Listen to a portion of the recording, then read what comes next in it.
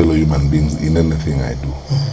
And that's all. And every time I wake up in the morning, that's what I focus on. And I keep telling people, as the Holy Scripture say, chochote unapewa kufanya, mikono yako ikishika kitu kama ni kalamu, kama ni joka, kama ni fimbo ya chief, ufanye hiyo kazi kwa namna na style ile ambao wale ambao watakuja watasema kweli huyu alifanya kazi.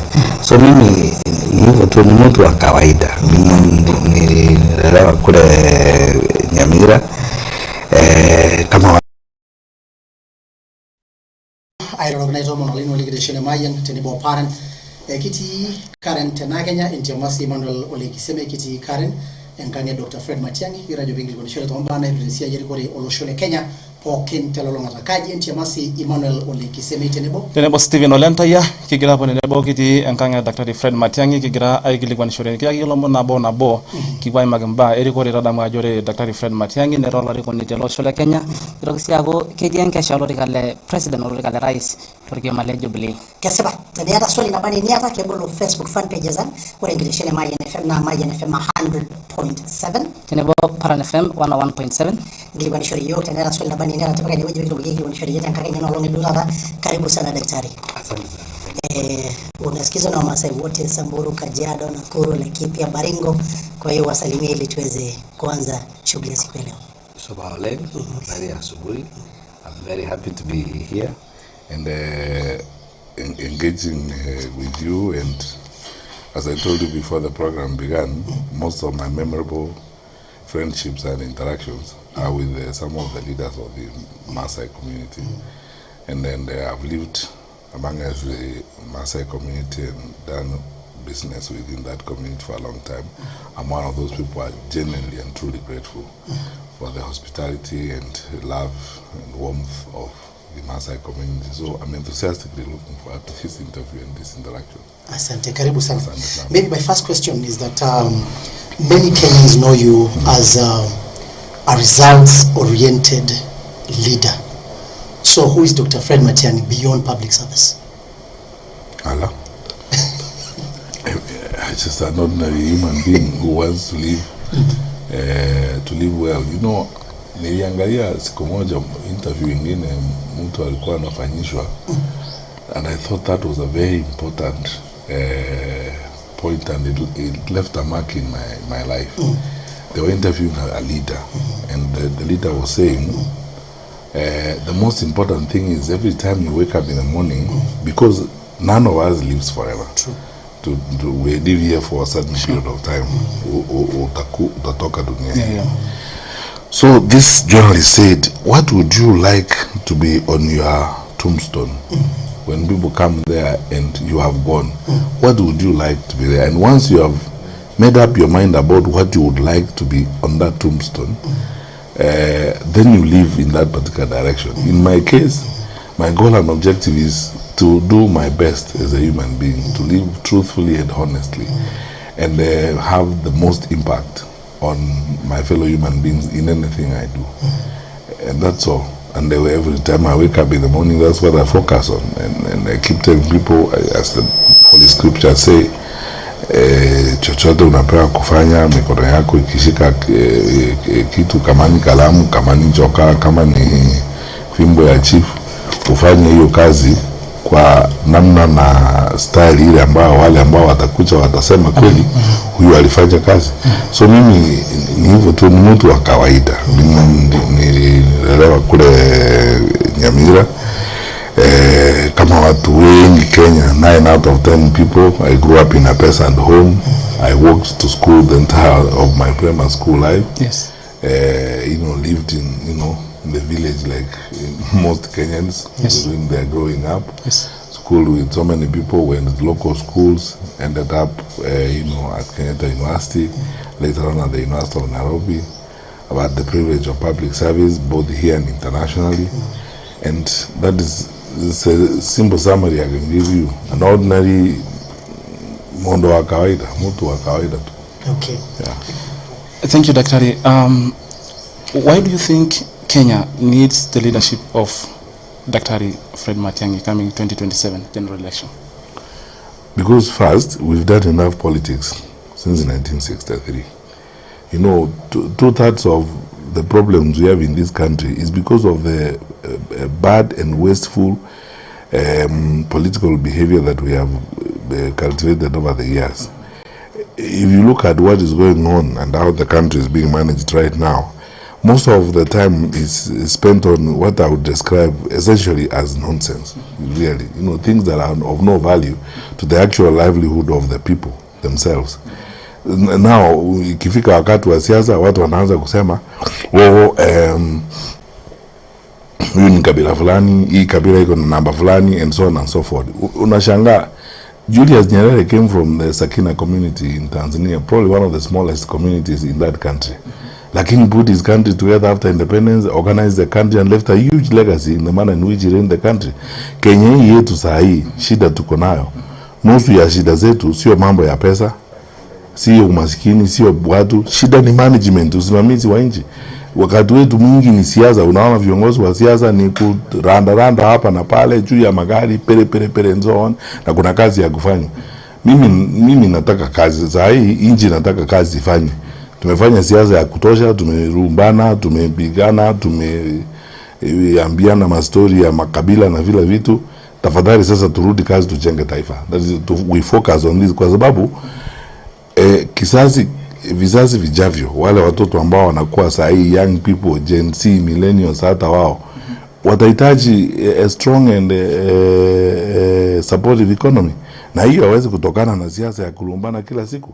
Lazima sasa sisi sote turudi tufanye kazi, tusimamie nchi yetu vyema, tusimamie rasilimali tulionayo, na imefika ule wakati wa kuchukua hatua na kusimamia nchi hii na ukweli na uchasiri kabisa, so that we make the best of our country. For example, mambo yale ambayo yanahitajika kufanywa kwa areas za Maasai zote Kenya hii, itahitaji serious courage and commitment and firm leadership. Hatuwezi kuendelea namna hii, tunafanya mchezo kila wakati, na mimi naenda nalo kesho kwa sherehe ya Mheshimiwa Ole Kenta, na hata huko nitasema hayo ninayosema hapa sasa hivi. Hakuna vile tunaweza kuendelea mbele with tokenism. Uangalia mambo inafanyika sasa kwa nchi. Ukiangalia belt ya Maa, kutoka mpaka na Tanzania, uende all the way mpaka Samburu, Laikipia pande ile ya juu. The Maa community generally and intensely occupies one of the richest, wealthiest, most impactful environment in every sense of the word. Tumefanya namna gani tangu independence? Is tokenism. Huyu anakuja, anatafuta namna ya kujitajirisha na mali ambayo iko kwa huko. Huyu anakuja, anataka kujenga mahoteli, anachukua shamba ya Maasai iko huko. Huyu anakuja, anatafuta wa Maasai fulani, anawahonga, anawaleta kwa grupu yake, anaanza kuiba na wao. Wale watoto na wale watu ambao watazaliwa wa Maasai watakuwa namna gani? We must manage this country sensibly. That is the difference I think I'm going to make. Bringing firm, courageous and forthright management to the country. Bila kusumbuliwa na mambo ya siasa mingi, political correctness, hii inafurahisha huyu, inafurahisha yule mwingine. Jamani, tujenge nchi. That is the issue. Tumefanya siasa ya kutosha. And you know, we've had cases. Look at President Kibaki. Tumekuwa na hiyo wakati alikuwa technocratic leadership that focuses more on the results that we need to deliver, because you are telling me I'm result oriented. Mimi nataka nihesabiwe. Mwaka huu tumefanya namna hii, mwaka ule mwingine tumefanya namna hii. Nikiahidi wa Maasai mambo saa hii, kama tunataka ku transform environment ya Maasai, waangalie wao wenyewe waone hakika nilifanya, si mdomo kusema tu. Mimi swali ni kwamba kwa mambo ya masomo inajulikana kwamba ilileta a lot of good reforms wakati ulipokuwa minister wa education, and now this is where we are. Competency based education, mambo ya capitation, mambo ya university funding model. What's your take on the state of education at the moment in this country? You can only use one word to describe the state of education in Kenya today. Chaotic. Completely chaotic. Hata wakubwa wa elimu wakisimama siku hizi, waziri mwenyewe na PS wake wanaongea, unashangaa wanakutananga kweli hawa. Wanapanga maneno vile hii nchi inatakiwa kuendelea. Juzi nimekuwa kwa mjadala mwingine na nilitoa huo mfano.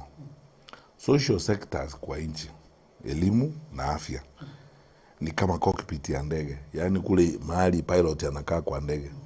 pilot hawezi kutoka pale kwa ndege aende kuangalia wasichana kule nyuma alafu arudi huku the crash.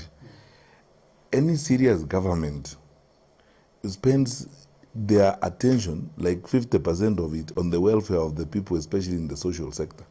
Kitu gani kinaendelea kwa shule, kitu gani kinaendelea kwa hospitali, watu wanapata matibabu. Alafu sasa the third in that arrangement ni security, so that the country remains stable. Mimi nashangaa, wacha nikuambie kitu moja my brother.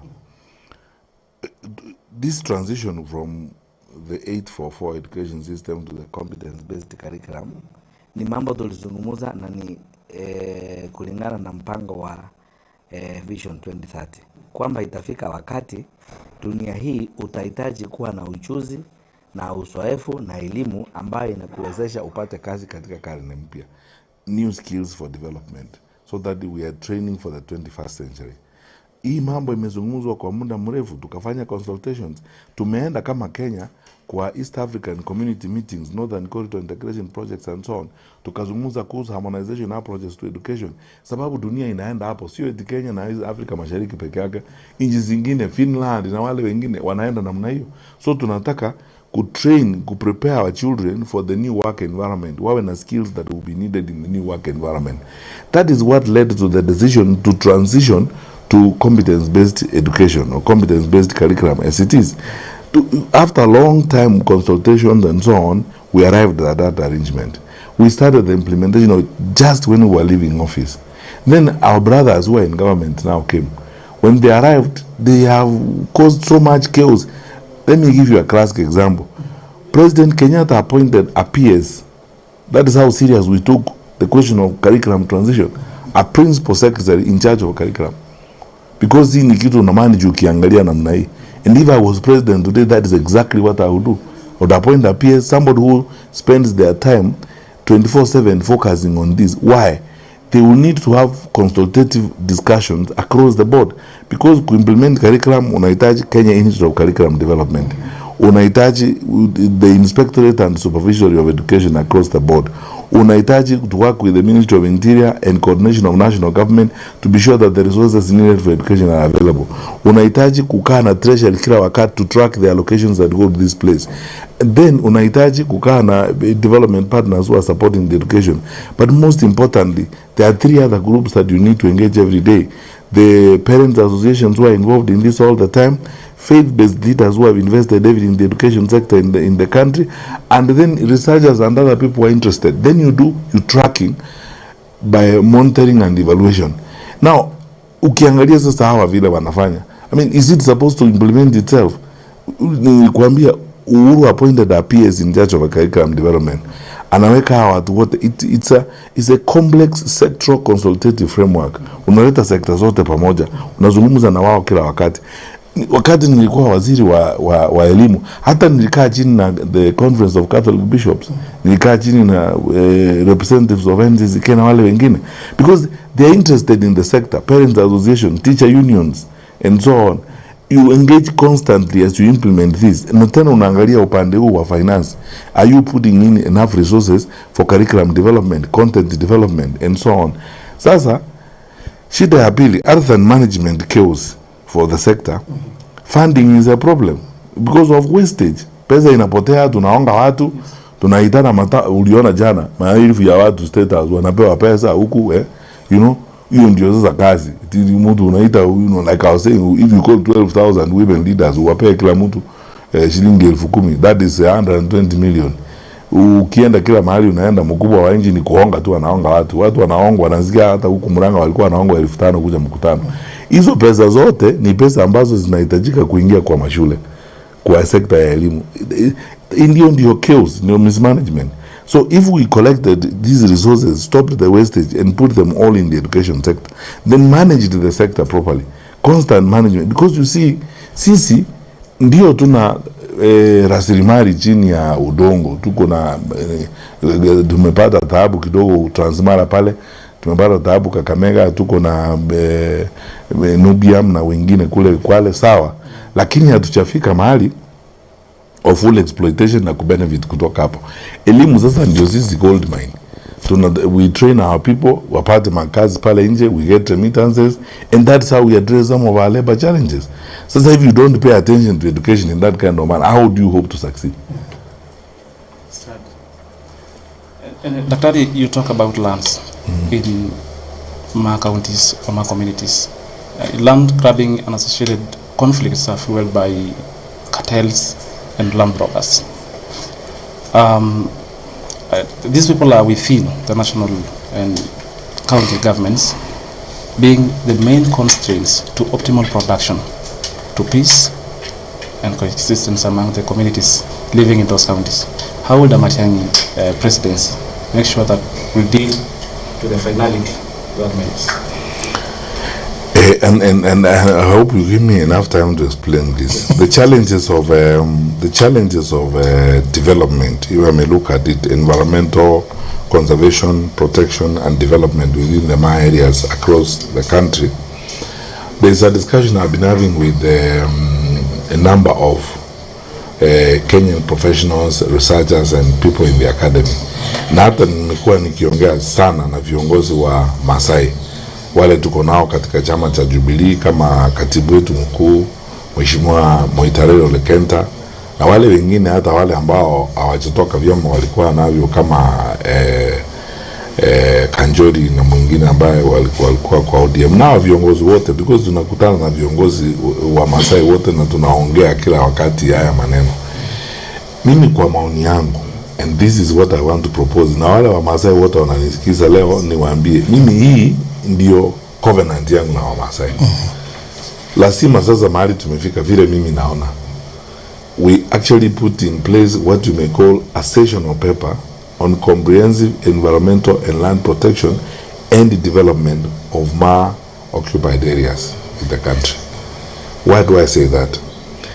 Unajua ukiangalia hizi shida tuko nazo, whether it is the carbon credit challenges with the magadi soda, whether it is revenue from Masai Mara, whether it is the mining going on in Kilimapesa that the people of Narok know nothing about, you know, the construction of hotels and interference with the migration corridor, the destruction of the environment and so on, water catchment areas, and then of course what you have said yourself, the land grabbing. It is driven by one thing, my brothers. It is driven by tokenism and this attitude of basically where politics and political office has become an opportunity for enrichment and self-aggrandization. Sasa nikiingia pale na mimi niende ninyakue eka 1,000 pale, mwingine akiingia pale achukue 1,000, nyinyi rika yenu, nyinyi watoto wenu watapata nini ya kunyakua in the process? Na tena ukiangalia vile nimesema, and I want someone to challenge me. If you look at the entire of the Maa occupied areas in the country, as from the border with Tanzania all the way wende mpaka Samburu, like Laikipia na kule kwingine juu, these are some of our wealthiest places in the country that would elicit and spur phenomenal development. Lakini kwa sababu ya siasa mbaya and selfish politics, it has completely undermined the rights of these people. Kila mtu anakuja ni mkubwa, anachukua shamba pale. Ile vita inapiganiwa huko, hiyo shamba ya Suswa ukiendelea pande hiyo, that Suswa belt is because of the geothermal resources pande ile ziko kule. Na ukiangalia tuende all the way mpaka kule Laikipia juu, the conservation work that is going on there, there are investors who have put conservancies out there and so on, but the level of involvement of the local people, one, is very low. Second, the total absence of transparency in the way these resources are being managed and so on. So it's not just land grabbing alone. It's a complex cocktail of challenges brought about by one thing: bad governance, bad management, and the misuse of public office. There is no way, mimi niseme tu kweli, there is no way we are going to solve these problems if we approach them in a tokenist manner. Ili leo unafanya hivi, they first of all require courage and firmness. Tukue mtu tuzimame imara na tuangaliane macho kwa macho. Tuache kucheza na maisha ya watu wetu tufikirie kwamba tukipata nafasi ni ya saa hii, na hiyo nafasi ni ya kusaidia watu wetu, sio nafasi ya kuchitachirisha. And then tukae sisi wote pamoja, we solve these problems and have a long term view of these issues. By the way, there's some guy who has done a study. He's a non-Kenyan who was staying in Kenya, and he was saying that if there was better governance and proper management of resources, Narok is one of the counties that could get out of the poverty line within a generation. That in Narok inaweza kufika mahali hakuna mtu Narok ambaye anaishi chini ya poverty line. Kila mtu anakuwa tajiri, kila mtoto Narok anaenda shule, kila shule Narok iko na classroom na iko na maji na kila kitu and so on. And they used that as an example of bad management and how that bad governance affects the livelihoods of those people. Look at the farming that goes on in Narok. Look at the tourism that happens in Narok. Now the mining, hakuna mtu mimi sijui kama watu wa Narok hata county government imepublish ama is involved in the concessioning that is going on in Kilimapesa. These licenses, the mining licenses that are going on, watu wa Narok wanapata nini? And you know, kwa nini iwe siri? Kama ni resources ni ya watu, mbona iwe siri? Ni siri, nani amepewa? Nani anajua? Nyinyi ni watu waandishi wa habari. Unajua nani ana licenses ya kumine pale Kilimapesa? So there's this issue about the Mau Forest. The Mau Forest, we know that the Mau Forest is an ancestral Maasai land, which formerly was held under Trust Land Act. Recently, we had the title was somehow processed. Anani ameona hiyo title? That's what I'm saying. Somehow processed and issued. We don't know to whom. What would be your dreams for the Maasai Mau Forest? Yes. Kwanza kabisa, hiyo mambo yote ni ya ukora. Mimi siwezi kufanya ukora kama huo. Kama tunatoa hiyo title kwa because that's trust land, it means inaenda kwa community. Dunia yote ijue jameni. I mean, siri ni ya nini? Unajua mahali popote unaona watu wanaanza kufanya kazi na namna hiyo, lazima kuna ukora ndani. Na lazima tunajua hii politics ni maneno ya carbon credits and so on. Lazima kuna ukora ndani. Ukifuatilia hapo utapata makampuni yamekuwa registered, people are busy concessioning and we working on contracts. Alafu sasa serikali zitakazokuja huku mbeleni wataambiwa tuko na agreement, tuko na contract na international sijui what, hatuwezi kucancel and so. Wakati mwingine mimi nafikiria the only way to do this thing is to take the bull by the horns. Mimi nikiwa president na tukichukua serikali, I cancel those kinds of contracts and agreements wakwete, because you see mwisho unaumiza watu. Unaumiza watu. Sasa hii tunazunguka Kenya hii naambianga watu kuhusu bei ya stima na kulipa stima kwa sababu ya contracts ambazo zilikuwa signed, what we call PPAs, power purchase agreements. I chaired the cabinet subcommittee on cost of power and so on when we were in government. When you look at some of those agreements, they're horrific. You know, you commit a country to an agreement which forces the country to take excess power and pay for excess power that it's not able to generate, I mean it's not able to use or to transmit. And the agreement is years, 30, 40 years. Ukianza kuuliza sasa hii imekuwa namna gani, penalties will be there, you can't cancel this. A time has come for people to be courageous. How else are we going? We will condemn our country and condemn our perpetual poverty if we are not firm and serious about some of these things. So mimi Yamao ni transparency, public involvement, and especially the involvement of the county government of Narok. Na tena ask the question, what is the secret? What is the secret? Kwa sababu kama hii meza ni ya umma, hii meza kama ni ya umma, it's a public table. Sisi sasa nimetuma na kwenda kununua hii meza na pesa ya serikali. Sinakuja na kuambia risiti ya duka ndio hii. Tulinunua hii meza na meza ndio hii na inakaa hapa na hii ni mahali ya umma. Sio yao kwenda nayo nyumbani. Why is it a secret? Transparency. Yeah. Maybe daktari nikuulize tu swali, umesema kwamba gold mine yenye tuko nayo sasa hivi is to educate the young people. So one question in two ni kwamba you've mentioned the kind of resources we have as a Maasai community, yet hakuna masomo ya kutosha. what would your government do to make sure that in marginalized communities like the Maasais, the Samburus, also get quality education and have those schools and, you know, infrastructure in place to make sure that they also get the education? Two, the issue of unemployment. There's a very, very high level of unemployment. People are educated, they have masters, they have degrees, but they're not working. Yet in government, we can look at the wage bill. Unaona pesa mingi ya serikali inaenda kwa kulipa watu mishahara because they are ghost workers or people who are not even there. Yet we have so many unemployed young people in the country.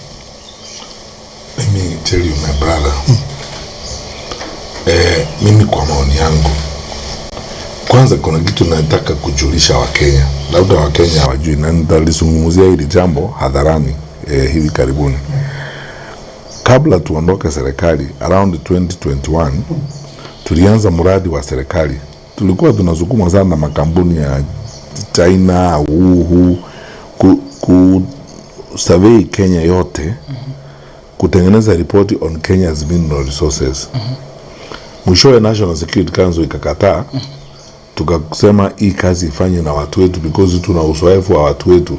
You know, Directorate of National Intelligence Service, by the Ministry of Mining, na Directorate of Military Intelligence, DMI. Hawa watu wote wako na capability ya kutengeneza. You know, sometimes people don't know the capacity we have as a country, even in our government.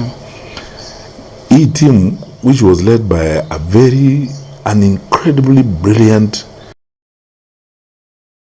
officer, they compiled a report on Kenya's mineral resources. Wakapiga map na wakacompile report ya Kenya's mineral resources, the whole country. The report is there. Mpango ulikuwa tukimaliza hiyo reporting, tuende sasa kwa stage ya pili. Stage ya pili ni kufanya kazi na bunge to publish the report, then we begin the process that is called commoditization. Tunaanza kwa stock exchange like Europe or what have you, we begin selling shares because of the future prospects that we have. Yes. Like the resources we have in Kwale County, the resources we have in Narok, the resources we have in Homa Bay, for example. You know, the iron ore we have in Homa Bay and so on is huge. And then some parts of Western Kenya, then the northern part of the country with incredible resources. The geothermal potential of that belt, if you started all the way from this area of Suswa, all the way until Baringo, and so on. We said these are the resources we have. Then if we went there and commoditized this, we could actually wipe out our debt, you know, just like that. Then secondly, we have a system where the extraction of these minerals and extraction of these resources has got a direct benefit to the people in the respective areas they are found. Mimi nimeona another day na nikashangaa sana, but you know, hiyo ni Kenya. Mtu mwingine hapo na ninamjua ni mtu ambaye anafanya manufacturing ya mabati and so on somewhere in East Africa. Ana confuse watu hapo Homa Bay, ni kwa sababu hao watu hawajui kwamba hiyo area ambayo ana confuse, anataka kuwalipa pesa ya shamba iko na iron ore. Unajua, anataka kuingia hapo to extract that. Now, once that is done, then you enter into a strategic concessioning where benefits go to the local community and the investors who are involved and the national government. There's a structure of revenue sharing that comes with that. If that happened, and it happened on most of the activities that happen in a place like Narok, now you're asking me, what goes to the county government in terms of revenue? I mean, it's enough to deal with all the social services that you need. Because nimekuuliza sahi, watu wanao, have you seen a publicly published report inasema about revenue ya Masai Mara? Umeiona wewe? Umeiona Kilima Pesa? Do you know any public information? Na tena niambie ni sheria gani Kenya ambayo inakubali government ifanye mambo yao yote kwa siri? Na unajua watu wakianza kufanya mambo ya siri namna hiyo, obviously you know what is going on. It's intense corruption, abuse of office, and theft. You know, people have become billionaires using resources that are coming from that place. So one way of addressing that problem you're asking me about education and the failing resources is a transparent and firm extraction of resources and making sure that those resources benefit the local people. a transparent deployment of those resources to the welfare of the people. Hawa watu ambao wanapea concessions kufanya mining ama wanafanya kazi fulani wanahitaji kuambiwa, wewe hero, in addition to ile unalipa unatuonyesha hapa, utajenga hospitali hapa hii pesa, utagharamia university college hapa, and so on and so forth. Lakini sasa licenses zinapewa kwa briefcase na watu wengine usiku ambao wanazungumza. Even county assembly, mimi najiulizanga, even county assembly ya Narok ama county assembly ya Kajiado ama county assembly ya Kwale imeonyeshwa some of these agreements and discussions. And why not? Sheria gani inasema those wale watu ambao MCAs wanakaa hapo kwa county assembly si ndio wanasimamia, ndio wanawakilisha watu wa Narok, ndio wanawakilisha watu wa Kajiado ama Kwale ama Baringo?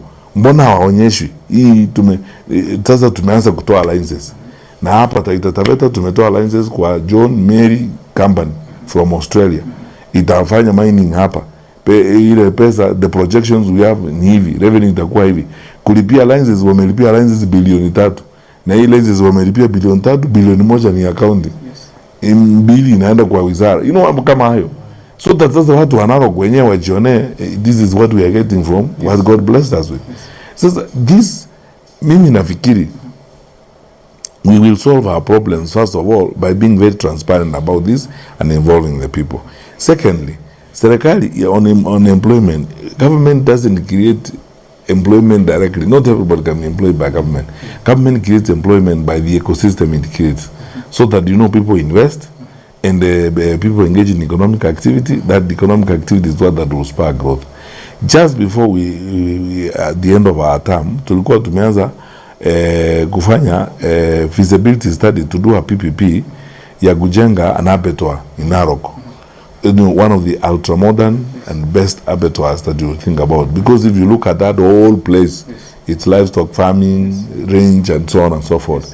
If you build that kind of facility there, the effect of that will be incredible. There is no point of our military buying meat from Brazil. I hope they have now stopped, because we started stopping that when we were in government.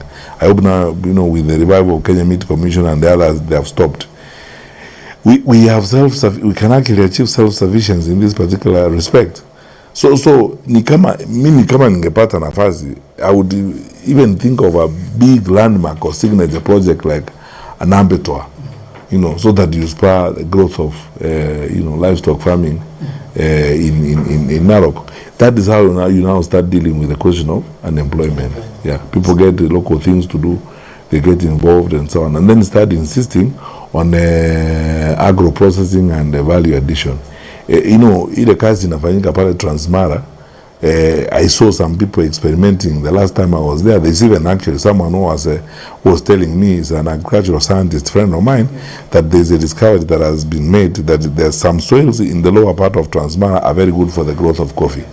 So you insist and say, if you're going to farm here, we provide support for you to do the processing here, to do the sugar cane here, and so on. That's how you create employment. Okay. Asante daktari. Okay, umejibu swali langu ambalo nilikuwa ninataka kuuliza tena, kwa sababu unajua Narok County, Kajiado, Samburu, Laikipia hutegemea mifugo. Na wengine kama Narok ufanya ukulima, na most of the time these products get out of those counties raw without value addition. So we heard that when you get presidency, you will make sure that you will put value addition so that they benefit. You work with the county government to provide a scheme of incentives to attract big PPPs. In fact, you can target and tell yourself that you're going to do 3. For example, in the case of Narok, unajua saa ingine hakuna haja ya kudanganya kusema mambo mingi ambayo hayana maana, ni bure tu yani. Target 3 to start with. You do meat processing, you do an abattoir. You may strengthen sugarcane farming, and you blow up that sector, in terms of manufacturing and sugar processing. Then you either now have a very radical relook at the tourism sector and how you will manage it to benefit the locals. and then you will triple the revenue that comes from there and increase the employment in that place. And if you are sharing revenue effectively with the resources that you are getting as you move forward, the truth of the matter is that I agree with that researcher who was saying that in a generation you can actually lift now completely out of poverty. Yeah, completely. And maybe just swali lingine daktari ni kwamba kesho unaenda Narok. There is a Thanksgiving ceremony ya Mheshimiwa Mwitalelo Lekenta. So what does this mean to your candidature or to your candidacy and also to the Jubilee Party in Narok County? Well, first of all, I'm excited and nataka kwenda huko kesho kuenjoy. Pili, unajua Mheshimiwa Kenta ni kiongozi anaheshimiwa sana. Nimekutana na watu wengi sana ambao wengine walikuwa na university. In fact, mwingine ananiambia the other day kwamba wakati alicontest uongozi wa the law students at the University of Nairobi, at that particular time, he stood out and a lot of people voted for him. This brilliant, nice Maasai boy who was relating very nicely with everybody. You know, people loved him across the board, and he's like that. So, you know, and he's been a source of a connection across the Ma community and Ma areas in the country. He has friends across the board from Samburu to Likuanais, kwingine Samburu, you know, all the way to Kajiado and even Tanzania. So, first of all, you know, I think this is probably one of the first times when an indigenous original Maasai leader is running a visible national party. Two, kwa maoni ya rais mstaafu Mheshimiwa Uhuru Kenyatta ambaye ni kiongozi wetu wa chama na NEC ya chama chetu, Jubilee ni chama cha kitaifa. You know, we are the only party that you can say we are essentially, you can't pin us party inakuswa huku ama inakuswa huku and so on. Number 3, unajua there has been so much talk, you know, when you see talent, you know, and then when you see Mwitalelo Lekenta better that Kenta its Secretary General. I mean, of course, all from a Secretary General who has now risen up the ranks in the party and become deputy have made their fantastic contribution, and then also new assurances. Kwa jana siku maombi yangu mimi Mungu my life, yes. I will live to see somebody from these communities that are seen as small ascend to the leadership of the country. You know, that is it, because you see, it's some people who are building their country sensibly. People don't care about tribes, which numbers do you have, which, you know, human beings are not fish in a basket. You are carrying around and saying, oh, we kabila yako iko na watu 3 na we kabila yako iko na mna. You know, we go for talent and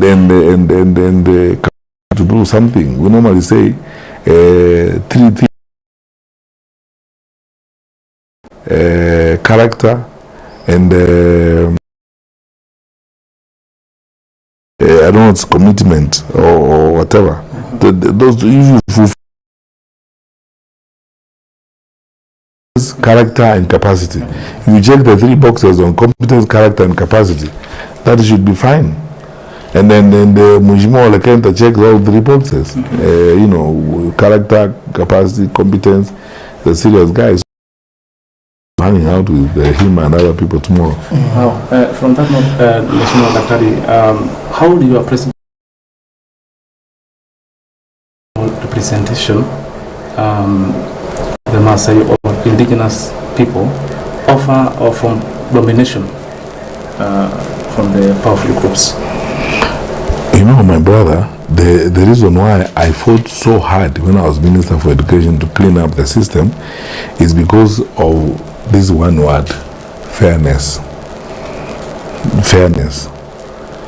Hakuna vile mtoto kutoka Lolgorian anaweza kwenda Alliance alafu aenda asome medicine ama engineering ama akuje kuwa principal wa Alliance ama principal wa Mangu High School if we are not fair.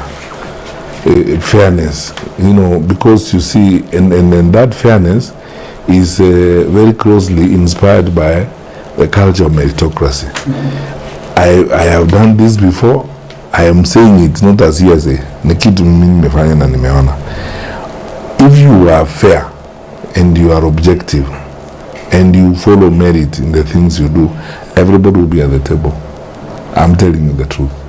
You don't have to wear political lenses. Just be objective and fair. Meritocracy. Merit. People get positions because they qualify for them. People in the public service, and you are going to be very fair. Utakuwa na mapeers wale kutoka kila jamii ya Kenya. Ukichagua watu kwamba unatafuta watu wa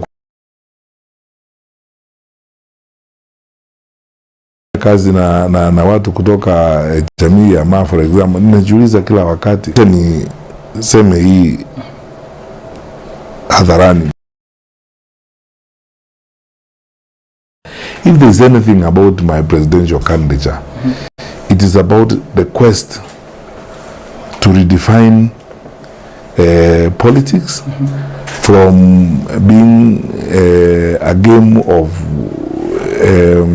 ethnic balkanization and ethnic bulking to an environment where merit, and as I said, the 3 C's matter: competence, character, and capacity. So that because there's a guy, niwaambie ukweli, kuna kiongozi ambaye bahati mbaya alikufa kwa ajali ya ndege. Huko zamani nilikuwa nimemjua, kwa anaitwa Bonaya Athikodana. Alikuwa waziri wa mashauri ya nchi za kigeni wakati moja, alafu akawa waziri wa kilimo wakati mwingine. Wakati nilimchunguza huyo muungwana, nilisoma mambo yake wakati alikuwa kwa shule.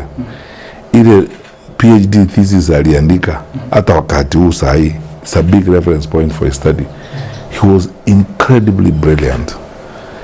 Sasa wakati huo mimi nilikuwa nasema, naomba Mwenyezi Mungu siku moja mtu ambaye ako na uwezo kama huu awe rais wa nchi na anatoka Pandiri ya Marsabit. Sasa tukisema eti hawa ni kabila ndogo, Rendile, ama Borana, ama tukienda namna hiyo tunajenga nchi gani? Lazima sasa tufike mahali ya uwezo wewe. The question that we should answer all the time is who can do it? Nani anaweza kuifanya vyema? Who can do what we want done? Na tukijibu swali hilo vizuri, mambo ya ukabila itapotea, mambo ya sehemu ya nchi itapotea, mambo ya umetoka familia gani itapotea. Tutapata viongozi wa kuendesha nchi mbele vyema.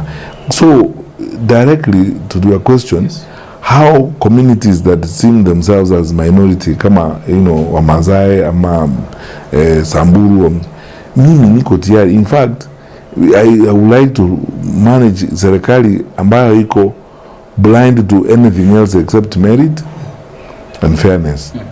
Yeah, blind. I would like to, and I undertake this, naambia wa Kenya tu kweli, I would like to run a government that is blind to everything else except merit and fairness. Uwe mwanamke, uwe mwanaume, because tunataka kazi ifanywe. And they know, na maisha yangu mimi nimepigania hiyo nilikuwa napigana na cartels kwa sector ya education, kwa sababu tunataka mtoto apate grade yake ile Mungu amempea. Si kwa sababu wewe ni tajiri uende kununua grade na yule maskini kutoka Lorgorian awe namna gani? Maybe my last question, daktari, because of time. Swali langu la mwisho ni kwamba tumeona mambo ya corruption imekuwa mingi sana, ni scandal after scandal after scandal. So how will your presidency deal with two things? One, corruption.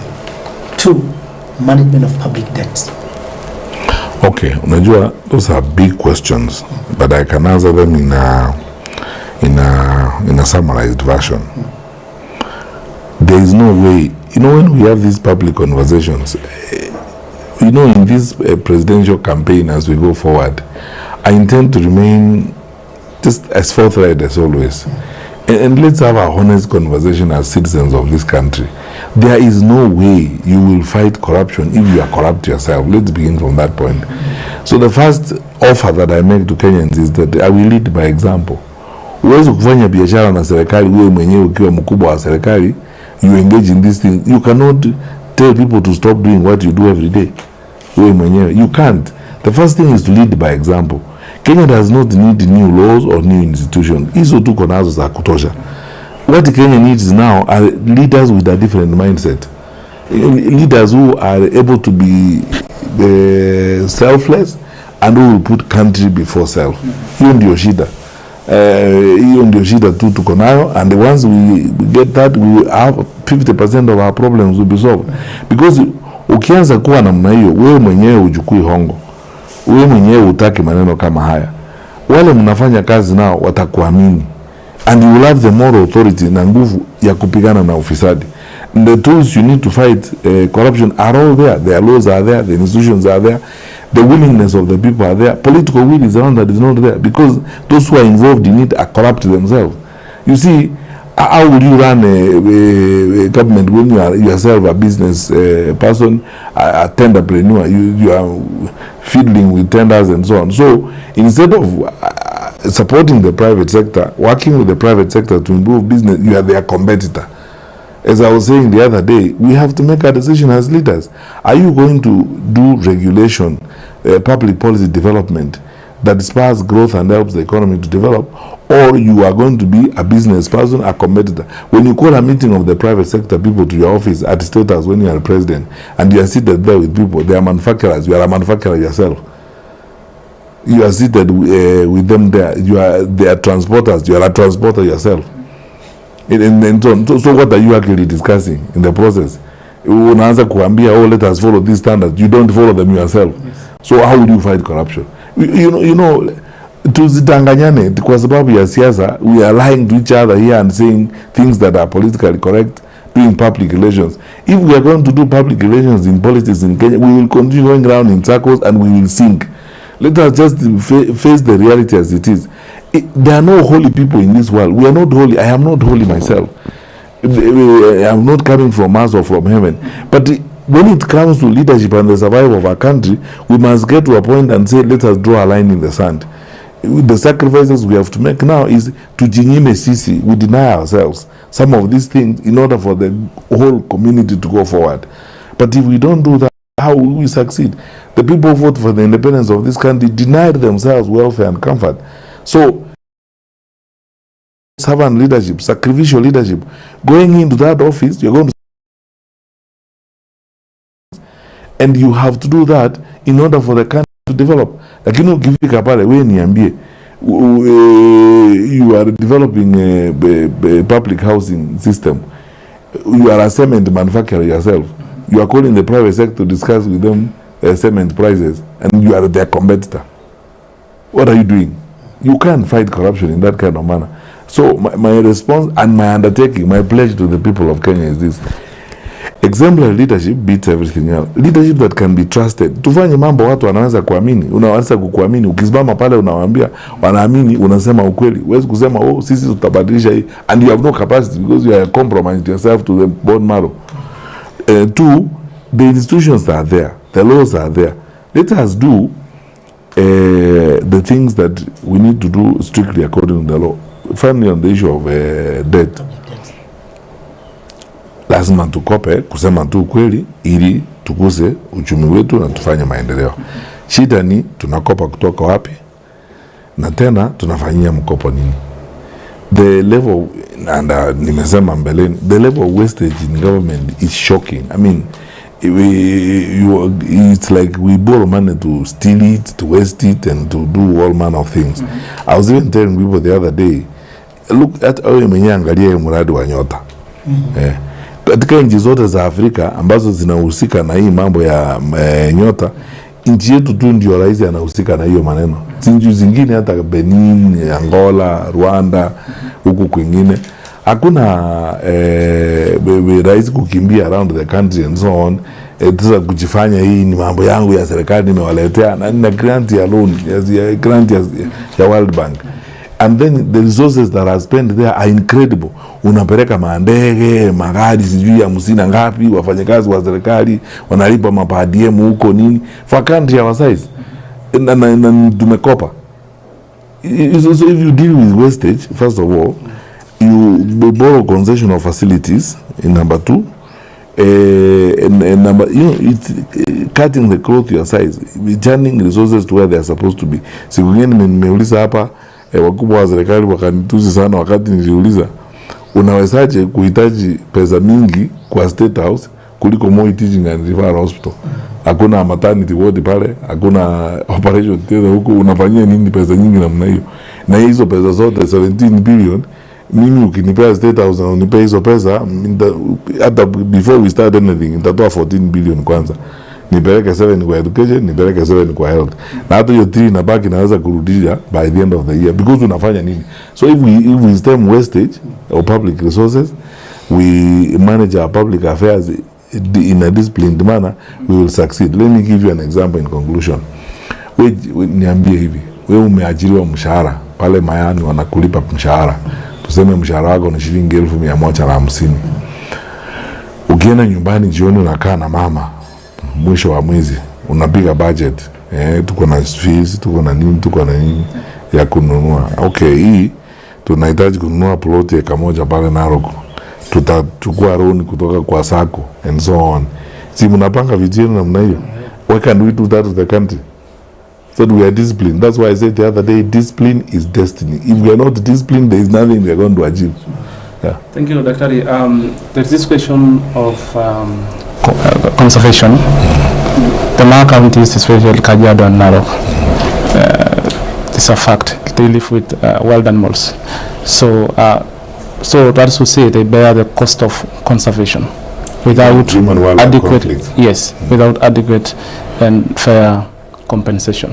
How will you do to make sure that there will be fair, timely compensation, a reality for the victims of human-wildlife conflict? You know, I dealt with this issue when I was in government. The challenges are twofold. Number one, poor budget allocation for this compensation. And you know, your poor budget allocation inatokana na mismanagement of the revenue accruing from these facilities. Because you see, we were preparing an amendment to the law before we left government, and I suspect that even the current administration is trying to look into that amendment, because it was being done by the Office of the Attorney General. If they're not looking at it, they don't do it, we will do it ourselves when we come to government. To look for a law where a special fund for compensation is created that is directly funded by the revenue from this environment, so that you see, of necessity, say for example from the Mara and what have you, we say with the revenue structure we create, what goes to the county, what goes to the national government, and then a special compensation fund is created where directly every month that revenue goes there, so that when there is an incident of a human-wildlife conflict, the compensation does not take even a month, because the funds are there, the structure is existent, and you do that. It's administrative efficiency, honestly speaking. He is waking up in the morning and managing things in the manner in which they're supposed to be managed, without storming and so on. Secondly, also, is as I said, is greater attention to the environment and the repercussions of that conservation and the protection of environment to the rest of economic activities, so that you know there are people who live there, there are people who engage in economic activities. How is it that you plan without catering or taking care of their interests and so on? So I would personally, I hope that amendment has been carried through, and I've not checked, I have to be very honest. I hope that amendment to the law has gone through Parliament. If it hasn't, I undertake to ensure it's done. So fed directly by the revenue from these conservation areas, and even part of the licensing caters for compensation, and you would even actually be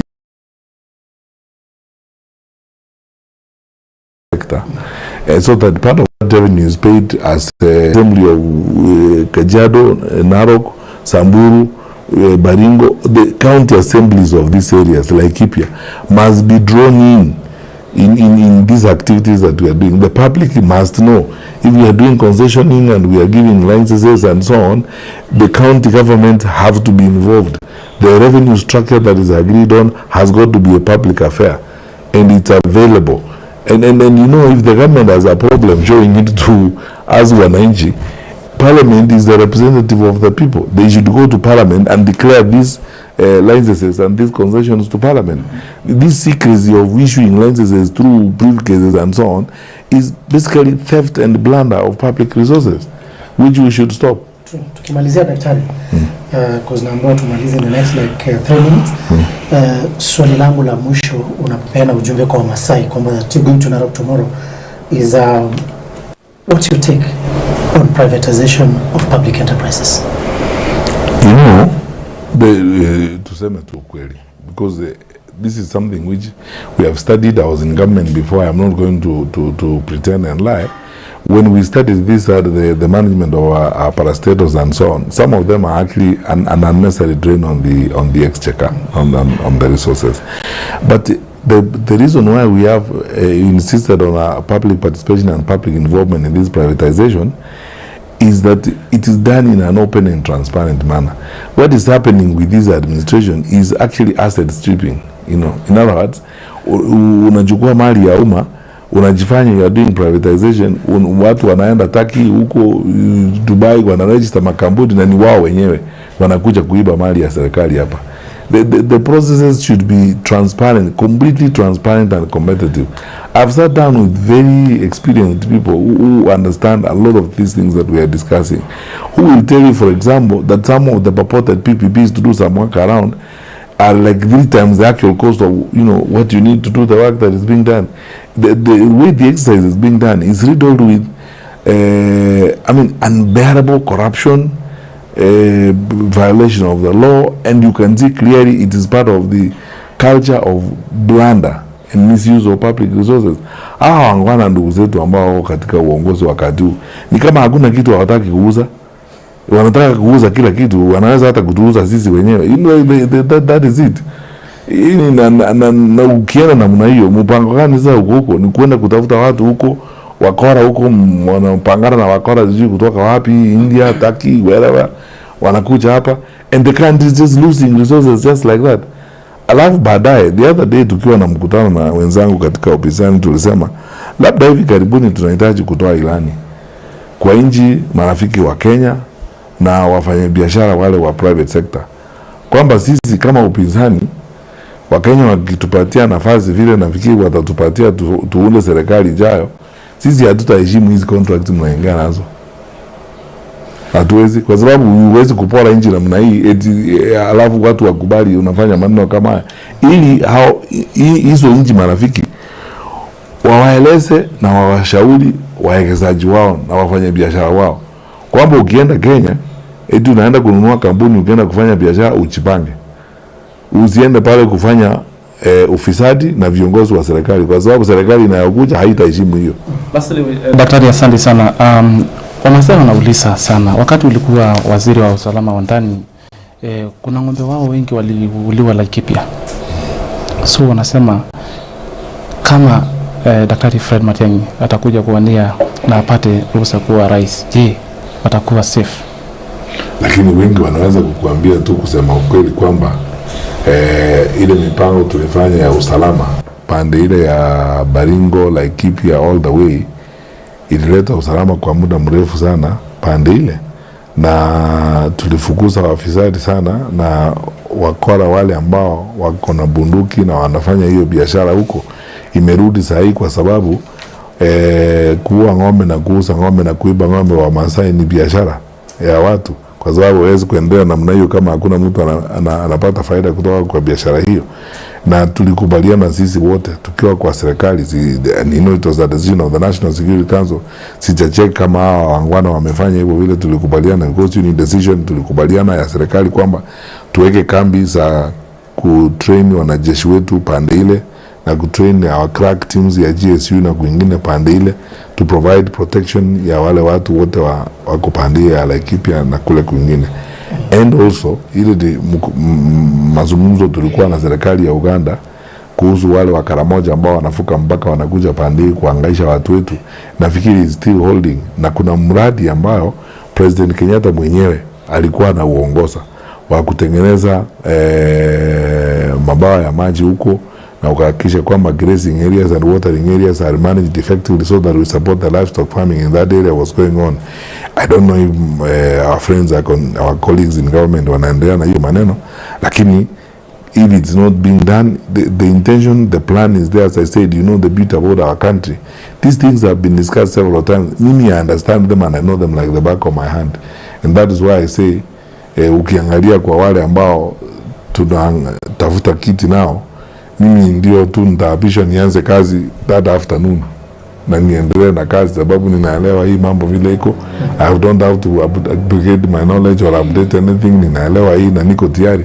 Mwisho, hizi vitu zinahitaji ujasiri, zinahitaji courage and focus. Sasa hiyo mnaniuliza firmness ndio tutahitaji, na mimi niko tayari kuzifanya. Okay. Juma kwa mwisho kwa Masai, closing remarks. Na weleze labda kama kuna uwezekano wa Jubilee kuungana na mirengo mingine ya siasa ku front candidate mmoja. Mimi nawashukuru kwa nafasi ya kipekee kuzungumza nanyi. Na Wamasai ambao wananisikiza, kwanza ninataka kuwashukuru. Mimi ni mmoja wapo ya wale wa Kenya ambao wameegeza, wameishi na wamekaa na jamii ya Wamasai. Ninawaona na ninawaangazia kila wakati kama ndugu zangu na ninawapenda sana. Nataka kufanya kazi nao. Katika nchi hii ya Kenya hakuna jamii ambayo imekaribisha kila Mkenya kwao kama Wamasai. Kiangalia Kajiado, kiangalia Narok, hiyo ndio sura kamili ya Kenya. Kila Mkenya kutoka tabaka zote ako katika Narok, ako katika Kajiado. Na mimi nawaomba tuendelee na mapenzi hayo na uhusiano huo. Nimekuja kwenu na unyenyekevu. Tumefanya kazi na nyinyi wakati mwingine wa kazi ngumu, tukiwa na akina natembea pale kupeleka watoto shule huko, nimetembea kutafuta bunduki huko, kufukuza wakora. Mnanielewa na mnajua kwamba mimi mambo yangu ni jina moja tu, kazi. Na Wamasai wanahitaji kazi ifanywe, na Wamasai ni watu ambao wanaheshimu ujasiri, courage and firmness. Across the board, I am your candidate if you are still staying with that focus and that interest. Fairness, justice, restoration will stay. And I'll work with the Ma community and all my brothers in that community to develop a modern Kenya that honors their wealth, God-given wealth, honors their talent and all their blessings, so that we can build a prosperous and beautiful Kenya. I'm ready for service. Asante. Asante sana daktari. Ashole walimu ngiresheni MINFM Tenebo Paran FM ibudara dwetu ya masi udhirmulangana Emmanuel Olikiseme. Tenebo Steven Olantaya. Yes, kigrashu kuna studio moja kwa moja kijiangana na daktari Fred Matiang'i kule Nyaraba Ginet Narok ngamu mheshimiwa Olekinda SG Lempati Jubilee Toloshole Kenya. Kijashole. This is Democracy Now!, democracynow.org, the War and Peace Report. I am Amy Goodman on the road to Rochester, New York. Negotiations between the United States and Iran to end the war are at an impasse as the conflict reaches its 61st day. President Trump and his national security team are reportedly